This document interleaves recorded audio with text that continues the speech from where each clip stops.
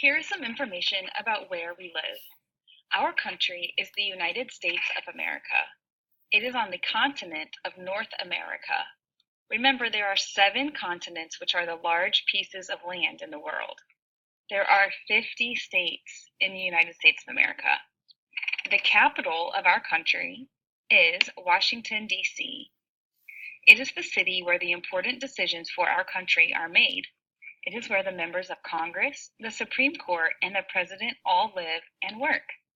If we were to drive to Washington, D.C. from Zephyrhills, it would take 13 hours, and that's if we didn't stop at all. That is why most people in our area take an airplane if they need to go to Washington, D.C. Our state is Florida.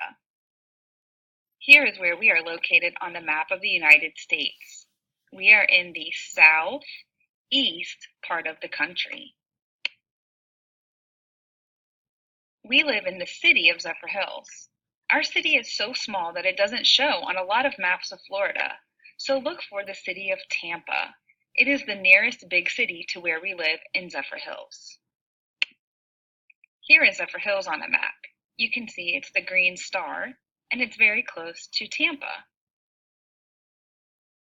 Each state has a capital city.